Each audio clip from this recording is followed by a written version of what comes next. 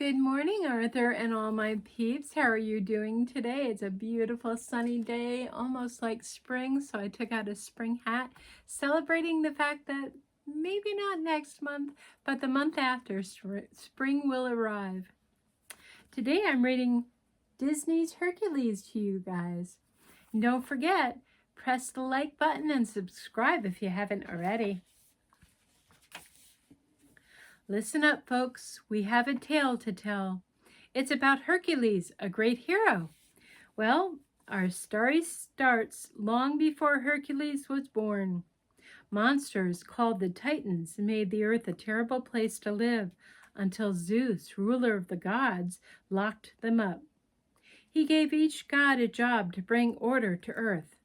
Now, let's flash forward in time. You guys can see the muses all in green. They're beautiful ladies. We jump ahead to a party on Mount Olympus. All the gods and goddesses were celebrating the birth of Zeus and Hera's baby boy, Hercules. Zeus made a special gift for his son by shaping clouds into a little winged horse. "His name is Pegasus," Zeus said, "and he's all yours, son." Then the god Hades arrived and threw a dark cloud over the party. Hades ruled the underworld, and he had never forgiven Zeus for giving him that job. Hades didn't care much for baby Hercules either. The kid was too strong. You'll see Hades, he's all blue.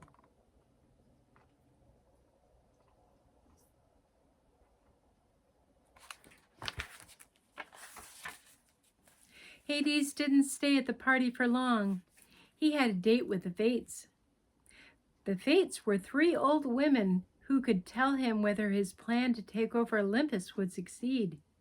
They had some news for Hades. "In 18 years precisely, the planets will align ever so nicely. You and the Titans will cause Zeus to fall. Then you, Hades, will rule all." But before Hades could get excited, the Fates added, "A word of caution to this tale. If Hercules fights, you will fail."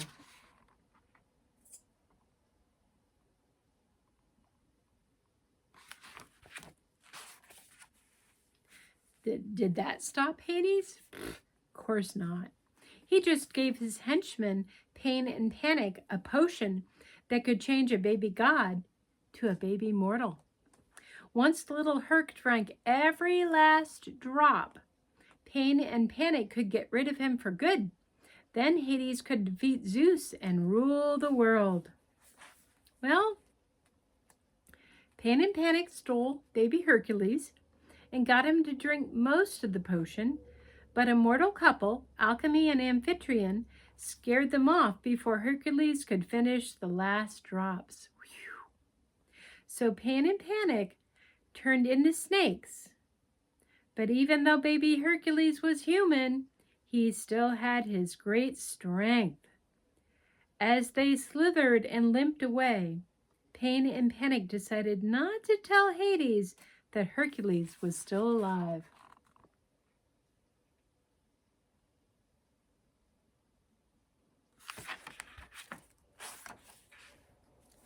The kind mortal couple adopted baby Hercules.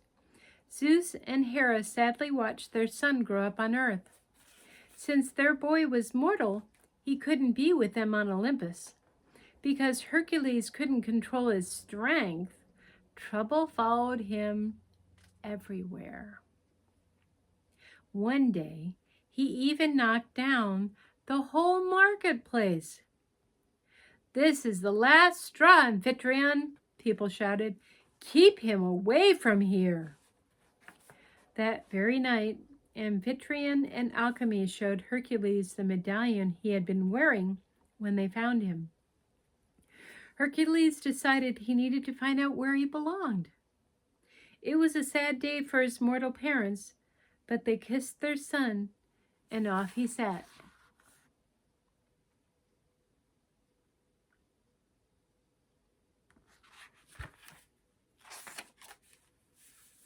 Hercules' first stop was at a temple of Zeus. This was the moment his father had been waiting for. The huge statue of Zeus came to life and smiled at his startled son. "Didn't know you had a famous father, did ya?" he chuckled. That was good news to Herc. At last he knew where he belonged, on Mount Olympus with his dad. But Zeus had bad news, too. "Only gods can live on Mount Olympus, son. But if you prove yourself a true hero on Earth, you will be a god again. Find Philoctetes, the trainer of heroes." Then Zeus whistled for Pegasus, who had just grown as much as Hercules. Hercules jumped onto Pegasus' back with a shout. "I'll find Philoctetes. I'll be a true hero."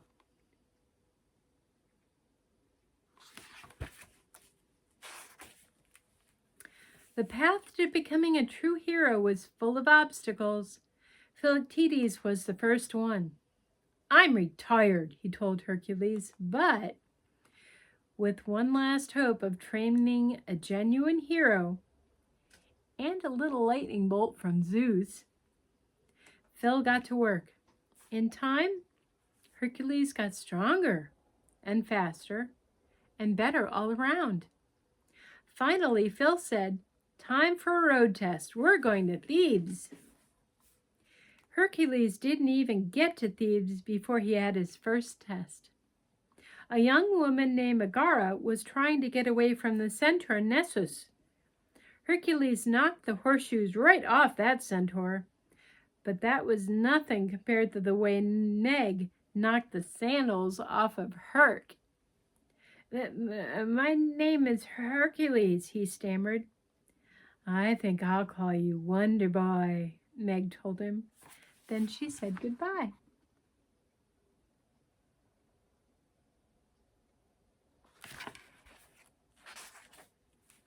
What Hercules didn't know was that Meg owed Hades a big debt. So Hades wasn't very happy that she had failed to get Nessus to help him fight Zeus. "It wasn't my fault," Meg told him. "It was this wonder boy, Hercules."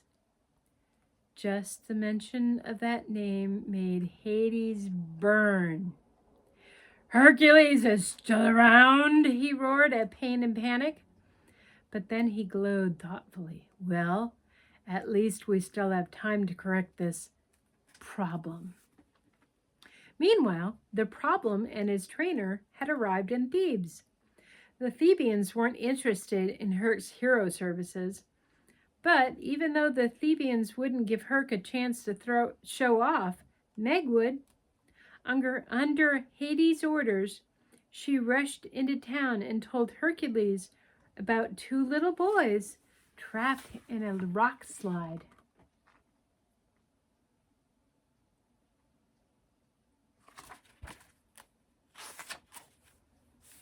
Faster than you could say Corinthian Colossus, Herc rescued the boys, who were really pain and panic in disguise. Suddenly, a monster, the Hydra, came hissing out of the ground. The Hydra had a special talent.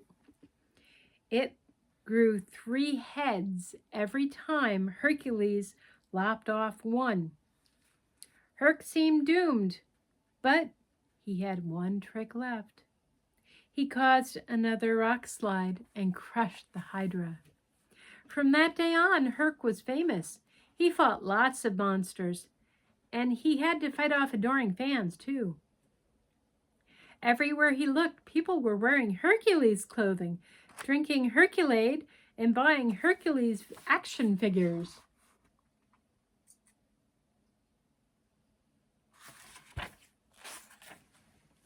So Hercules thought it was time to talk to Zeus about getting back to Mount Olympus. But once again, Zeus had bad news for his son. "I'm afraid being famous isn't the same as being a true hero." "But what more can I do?" Hercules asked. "It's something you have to discover for yourself," Zeus said. Look inside your heart. Now, if you think Hercules was upset, you should have seen Hades. He knew Hercules could ruin his plans. He's got to have a weakness, Hades snarled at Meg. If she could find it, he told her, she could have her freedom.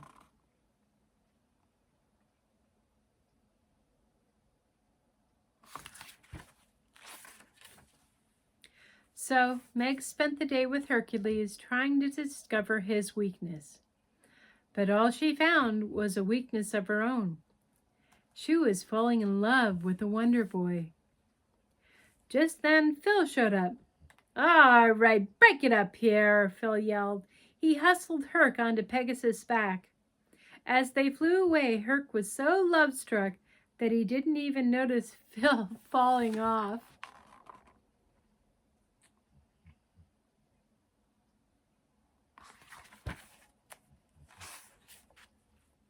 Phil landed right near Meg and Hades. He didn't hear Meg tell Hades she was finished helping him. But he did hear Hades tell Meg, "I own you. If I want Wonder Boy, you deliver." "This will break the kid's heart," Phil muttered. As Phil ran off, Meg told Hades, "You can't beat him. He has no weaknesses." And that's when it hit Hades. Meg was Herc's weakness. Herc wouldn't listen to Phil's warning about Meg and Hades. Finally, Phil said, "Okay, that's it. I'm hopping on the first barge out of here." As soon as Phil left, Hades showed up with Meg in chains. "If you give up your strength for the next 24 hours, Hades offered, "Meg here will be free and safe from harm. But if something should happen to her, you'll get your strength back right away."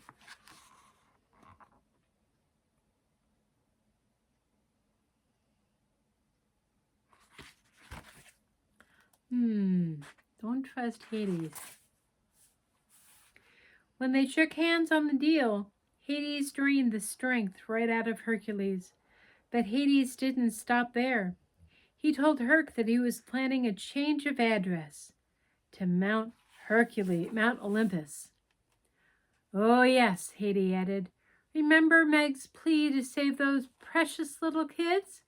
As pain and panic took the form of the two little boys, Hades cackled at the hurt look on Herc's face. The would-be hero finally realized what Meg had done. Meg tried to explain that she had no choice, but Hercules turned away.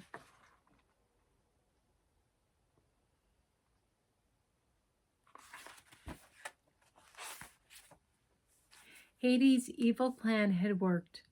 Without his strength, Hercules would never be able to keep Hades from taking over Olympus. So, as the planets aligned, Hades was able to go and release the Titans. "Destroy Zeus," they roared. As the other Titans thundered toward Olympus, Hades pulled the Cyclops Titan aside and sent him to Thebes to destroy Hercules.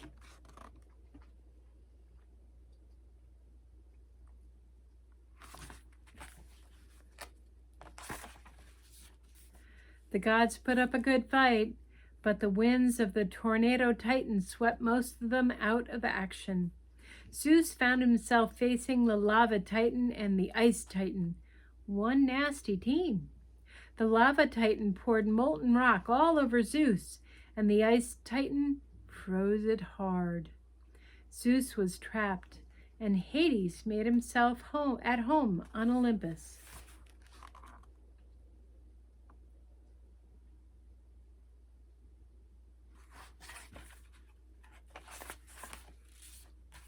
Things weren't going much better for Herc. He didn't have the strength left to beat the Cyclops. Meg knew that he didn't have any hope left either. Hopping on Pegasus, she raced to find Phil. "You're the only one who can give him hope," Meg told him. "If you don't help him now, he'll die." That made up Phil's mind. He joined Meg and they hurried back to Hercules. Herc was down and nearly out for the count when he heard Phil. "You can do it, kid," Phil shouted. "You can go the distance." Now, coming from Phil, that meant a lot. As Hercules gathered the strength he had left, he was scooped up by the Cyclops, but Herc grabbed a burning stick and shoved it at the Cyclops.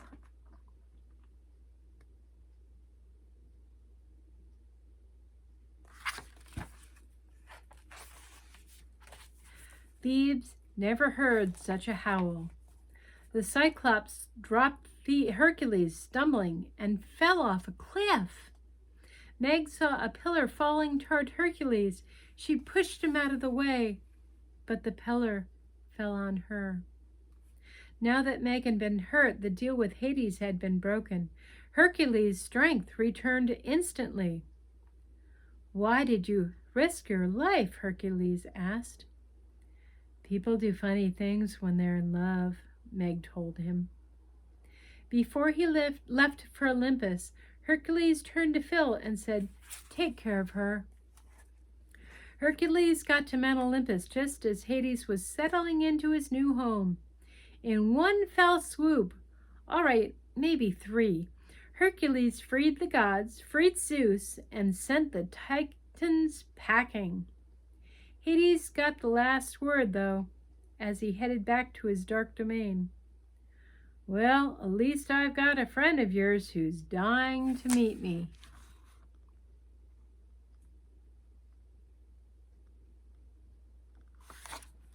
Uh-oh. Wonder what this means. Hercules raced back to Thebes, but by the time he got there, Meg's spirit had already slipped from her body. Phil sighed. "I'm sorry, kid, but there are some things you just can't change." Hercules had other ideas. He knew where Meg's spirit had gone, and he planned on bringing it back. Hercules burst into Hades' underworld. "You like deals," he said. "Take me in Meg's place." Hades had to think about it for only about a second. "Okay," he says. "She goes, you stay." Hercules plunged into the swirl of spirits. Right away, he started aging. He was nearly ancient by the time he found Meg's spirit.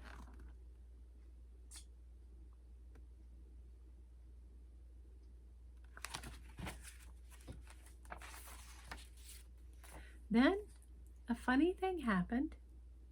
Only it wasn't very funny to Hades. Hercules began to glow with the brightness of a god. Hades tried to keep him from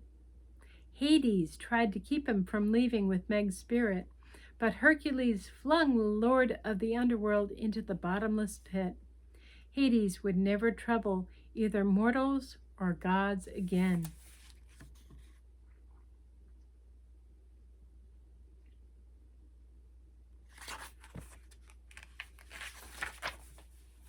Soon, Hercules reunited Meg's spirit with her body, and he and Meg were on their way to Olympus. Herc's proud father and mother were waiting for him. "Fine work, my boy," Zeus said. "Now you know that a true hero is not measured by the size of his strength, but by the strength of his heart. Welcome home." But Hercules realized that his true home was with Meg on earth. So Zeus did one last thing to keep his son up in the heavens. He created an image of Hercules in the stars that would last forever.